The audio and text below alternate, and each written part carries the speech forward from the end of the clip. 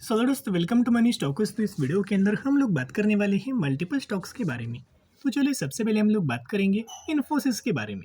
तो अगर आप इन्फोसिस का आज के दिन का परफॉर्मेंस देखोगे तो ऑलमोस्ट हमें 1.5% की गिरावट नजर आ चुका है। पूरा मार्केट दोस्तों गिरावट ही गिरावट पूरे मार्केट के अंदर नजर आई। निफ्टी 50 इंडेक्स अगर आप देखोगे तो निफ्टी 50 के अंदर ऑलमोस्ट हमें 1% की गिरावट नजर आ चुकी है। तो अगर दोस्तों मार्केट गिरेगा तो मैक्सिमम कंपनीज मैक्सिमम सेक्टर के अंदर आपको गिरावट नजर आएगा और यही गिरावट आपको हर एक कंपनी के अंदर नजर आ चुकी है। ऐसी कोई बात नहीं कि इन्फोसिस गिरावट के अंदर नजर आया, इसकी वजह से कोई बहुत बुरी खबर हमें इन्फोसिस इस कंपनी के अंदर नजर आएगी।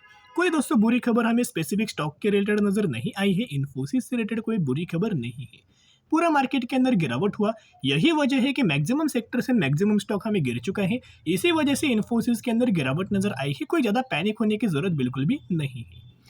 बेसिकली 1444 रुपीज के आसपास हमें इन्फोसिस कंपनी की क्लोजिंग नजर आ चुकी है। अभी कई ब्रोकरेज फर्म के द्वारा हमें इन्फोसिस इस कंपनी के अंदर हमें टारगेट दोस्तों दिया गया है।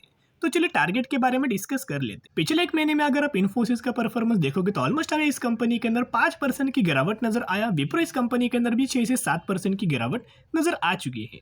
अभी देखिएगा इन्फोसिस या फिर दूसरी मार्केट के अंदर दोस्तों गिरावट हमें क्यों हुआ। सबसे पहला रीजन एफआईएस की एंड डीआईएस की बहुत ह्यूज अमाउंट ऑफ सेलिंग हमें आज के दिन मार्केट के अंदर नजर आया हुआ है। मार्केट से पैसे का आउटफ्लो नजर आया है, यानी कि कैश हमें आउटफ्लो हुआ। कैश अगर मार्केट से बाहर दोस्तों जाएगा, बिकवाली अगर नजर आएगी तो वो मार्केट के लिए बिल्कुल भी पॉजिटिव पॉइंट नहीं रहेगा, ये नेगेटिव पॉइंट रहेगा। इसी वजह से मार्केट के अंदर गिरावट नजर आया हुआ है। एंड ओवरऑल बेसिस के ऊपर जो ग्लोबल मार्केट है उस ग्लोबल मार्केट के अंदर भी दोस्तों में प्रेशर नजर आया है, पैनिक लेवल नजर आया है। इसी की वजह से ओवरऑल मार्केट के अंदर गिरावट नजर आ चुकी है। तो चलिए अब हम बात करेंगे टारगेट्स के बारे में। मॉर्गन स्टैनली के द्वारा हमें टारगेट दिया गया है। मॉर्गन स्टैनली की अगर बात की जाए तो उन्होंने इन्फोसिस के अंदर, टीसीएस के अंदर, एचसीएल टेक के अंदर हमें टारगेट दे चुके हैं। एंड मॉर्गन स्टैनली की अगर बात की जाए, इनका ये मानना है कि एक एक्सपेक्टेशन उन्होंने दिखाया हुआ है कि फाइनेंशियल ईयर 2025 के अंदर रेवेन्यूज ग्रोथ बहुत अच्छे खासे बेसिस के ऊपर हो सकते, रेवेन्यू ग्रो होगा, मार्जिन्स के अंदर आपको इंप्रूवमेंट नजर आएगा और जो अर्निंग पर शेयर रहेगा उसके अंदर हमें डबल डिजिट के अंदर ग्रोथ आपको नजर आ सकता है। तो कहीं ना कहीं ये 3 से 4 पैरामीटर कंसिडर करके ही हमें टारगेट दोस्तों इंक्रीज किया गया है। यानी कि पहले मॉर्गन स्टैनली के द्वारा हमें टारगेट दिया गया था, लेकिन अभी उन्होंने टारगेट और दोस्तों इंक्रीज हमें किया हुआ है। अभी देखिएगा बेसिकली तो सबसे पहले यहाँ अगर आप देखोगे तो एचसीएल टेक्नोलॉजीज का उन्होंने टारगेट दिया हुआ है। इनका ये मानना है कि एचसीएल टेक्नोलॉजीज के अंदर पहले उन्होंने ऑलमोस्ट 1200 रुपए का टारगेट दिया था, करंटली 1450 रुपए का टारगेट हमें दिया हुआ है। फिर एल&टी इन्फो अगर बात की जाए तो 5450 रुपए का पहले टारगेट था, वो बढ़ा के 6150 हमें टारगेट किया हुआ है। इन्फोसिस का 1440 रुपए का टारगेट दिया था, उसको इंक्रीज करके 1640 रुपए टारगेट कर चुके हैं। टीसीएस की अगर बात की जाए तो 3305 रुपए का टारगेट दिया हुआ था, उस टारगेट को इंक्रीज करके 3730 रुपए का टारगेट दे चुका है। टेक महिंद्रा की अगर बात की जाए तो 1060 रुपए का पहले टारगेट दिया हुआ था, उसको इंक्रीज करके 1210 रुपए का टारगेट दे चुका है। एंड लास्ट जो कंपनी है विप्रो, इसके अंदर उन्होंने 352 रुपीज का टारगेट दिया हुआ था, 390 रुपए का टारगेट हमें करंट बेसिस के ऊपर दिया हुआ है। कहीं ना कहीं अगर आप देखोगे जो ब्रोकरेज फर्म का जो व्यू है इन्फोसिस इस कंपनी को लेके, पहले 1440 रुपए का टारगेट वो बढ़ा के 1640 रुपए का टारगेट हमें किया हुआ है। तो huge amount of brokerage firm में बुलिश इन्फोसिस इस कंपनी से रिलेटेड नजर आ रही है। तो कहीं ना कहीं अगर आप देखोगे ब्रोकरेज फर्म के द्वारा बहुत ही अच्छे खासी बेसिस के ऊपर टारगेट दिया हुआ है, रेवेन्यूज ग्रोथ को लेकर टारगेट दे चुके हैं, मार्जिन अच्छा खासा इंप्रूव हमें हो सकता है। एंड साथ में अर्निंग पर शेयर के अंदर डबल डिजिट के अंदर ग्रोथ नजर आ सकती है। यानी कि जो स्टेटमेंट मैंने पहले आपके साथ शेयर किया था, जो सीईओ के द्वारा मैक्सिमम आईटी कंपनीज के अंदर जो सीईओ होते हैं उन्होंने जो हमें जो स्टेटमेंट दिया था कि Q1 रिजल्ट से कई गुना अच्छा Q2 का रिजल्ट आने वाला है, वो अभी प्रूव आपको Q2 रिजल्ट्स के अंदर हमें नजर आ सकता है, वही पैरामीटर्स आपको ग्रो हो सकते हैं। नेक्स्ट अपडेट अगर आप देखोगे, Infosys will remain in focus today on this partnership with Microsoft. यानी कि दोस्तों कल के दिन ये न्यूज मैंने आपके साथ शेयर किया था, इन्फोसिस इस कंपनी की माइक्रोसॉफ्ट के साथ हमें पार्टनरशिप हुआ था, दुनिया की सबसे बड़ी कंपनी के साथ पार्टनरशिप हुआ था एआई को लेके, यानी कि जनरेटिव एआई को लेके इन्फोसिस एंड माइक्रोसॉफ्ट के अंदर पार्टनरशिप हुआ था। अगर आज के दिन दोस्तों मार्केट बियरिश नहीं होता तो आप समझ सकते हो कि इन्फोसिस कंपनी के अंदर अच्छी खासी बेसिस के ऊपर 2 से 3% की रैली नजर आ सकती थी। लेकिन दोस्तों मार्केट हमें बियरिश था, इसी वजह से कोई इंपैक्ट हमें नजर बिल्कुल भी नहीं आया। अभी चलो दोस्तों एक फ्रेश अपडेट्स के बारे में हम लोग बात करेंगे। 16 मिनट से अगो ये अपडेट्स हमें नजर आ चुका है। Accenture forecast quarter one result revenue below Wall Street estimates, यानी कि यह अगर आप देखोगे जैसे कि दुनिया की सबसे बड़ी कंपनी एसेंजर्स, या पता होगा आपको, सही बात है।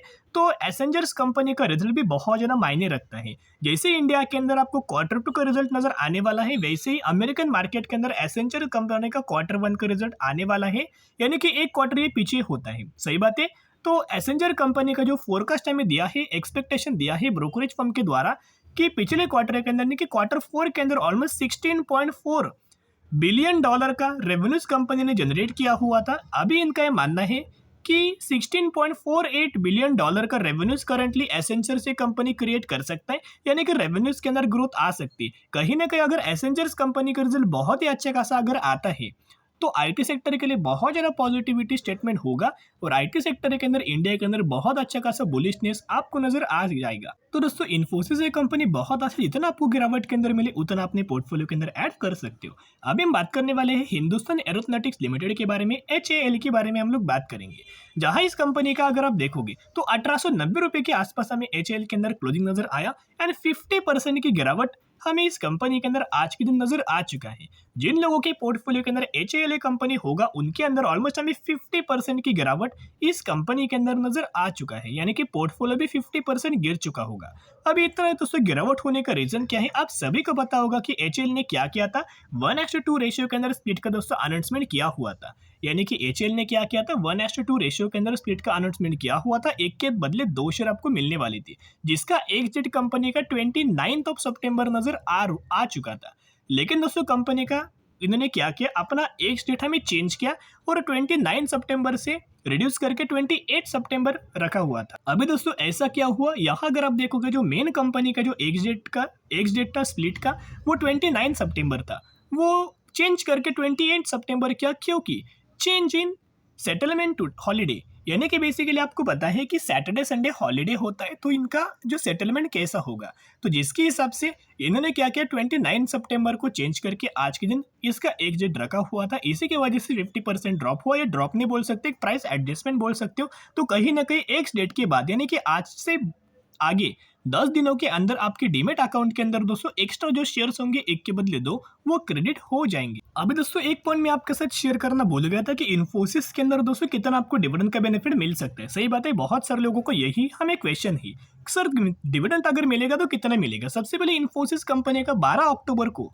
क्वार्टर टू का रिजल्ट आने वाला है, साथ में कंपनी क्या करने वाली है, डिविडेंड का दोस्तों बेनिफिट देने वाली है। तो कहीं ना कहीं कंपनी हर एक साल दोस्तों 2 से 3 बार डिविडेंड का बेनिफिट देता है। अभी दोस्तों कंपनी ने लास्ट बार 18 रुपीज का हमें डिविडेंड का बेनिफिट दिया हुआ था, तो बहुत ज्यादा चांसेस ये है कि 18.5 रुपीज के आसपास, 19 रुपए के आसपास आपको डिविडेंड का इन्फोसिस कंपनी के अंदर बेनिफिट दोस्तों मिल सकता है, यानी कि ऑलमोस्ट 17.5 से लेकर 18.5 तक आपको डिविडेंड का बेनिफिट मिल सकता है as per the previous data. तो चलिए अभी हम बात करने वाले हैं KPIT के बारे में, जहां KPIT आज के दिन ऑलमोस्ट हमें मार्केट दोस्तों बहुत ज्यादा गिरावट हुआ था, बियरिश था, लेकिन KPIT कंपनी के अंदर हमें 2% की रैली नजर आ चुकी है, एंड 1150 रुपए के आसपास हमें KPIT कंपनी की क्लोजिंग नजर आ चुकी है। अगर आप इस कंपनी का मोमेंटम देखो तो लगातार दोस्तों मोमेंटम अप ट्रेंडिंग मात्रा में मूव हो रहा है। जिस तरह से मार्केट लगातार गिरावट के अंदर नजर आ रहा है, लेकिन KPIT के अंदर कोई हमें इम्पैक्ट बिल्कुल भी मार्केट का नजर नहीं आ रहा। इसका मतलब क्या है कि आने वाले, यानी कि अगले महीने आपको क्वार्टर टू का रिजल्ट KPIT कंपनी का आने वाला है, तो जिसके हिसाब से रिजल्ट्स आने से पहले अगर कोई भी कंपनी के अंदर तेजी आता है और KPIT जैसे फंडामेंटल स्टॉक कंपनी के अंदर तेजी आता है, तो समझ सकते हो कि कंपनी का रिजल्ट बहुत ही अच्छे खासा हमें आ सकता है, क्योंकि ये कंपनी AI के अंदर तो काम करता है, लेकिन जो AI के जो सर्विसेज है वो ऑटोमोबाइल सेक्टर को दोस्तों प्रोवाइड करता है। तो कहीं ना कहीं अगर आप देखोगे AI से रिलेटेड जो भी कंपनी काम करेगा बेनिफिट तो होगा ही होगा। इसी की वजह से क्वार्टर टू का रिजल्ट कंपनी का बहुत अच्छा आने का आसार है, और ये आपको तेजी के अंदर नजर आ रहा है। तो इसी वजह से आपको रैली KPIT के अंदर नजर आ रही है। थोड़ा बहुत भी अगर दोस्तों कंपनी गिरता है तो गिरावट के अंदर आप KPIT के अंदर बायोंडी स्ट्रेटेजी अप्लाई करके लंबे समय के लिए होल्ड करना। बाकी तो कोई कंपनी के अंदर तेजी से रिलेटेड हमें न्यूज नजर नहीं आई। KPIT के अंदर ब्रोकरेज फर्म के द्वारा भी दोस्तों बहुत ज्यादा बुलिश हमें टारगेट दिया है। KPIT के अंदर दोस्तों ब्रोकरेज फर्म का मानना है कि करंट प्राइस से 19% की अपसाइड आपको मोमेंटम पोटेंशियल नजर आ सकता है, तेजी नजर आ सकती है, लेकिन तेजी के पीछे मत भागना, गिरावट के अंदर दोस्तों निवेश करना एंड लॉन्ग टर्म बेसिस के ऊपर होल्ड करना। तो चलिए आज के लिए इतना ही। अगर आपको वीडियो पसंद है जरूर वीडियो को लाइक एंड चैनल को सब्सक्राइब कर सकते हो। फिर मिलेंगे, बाय।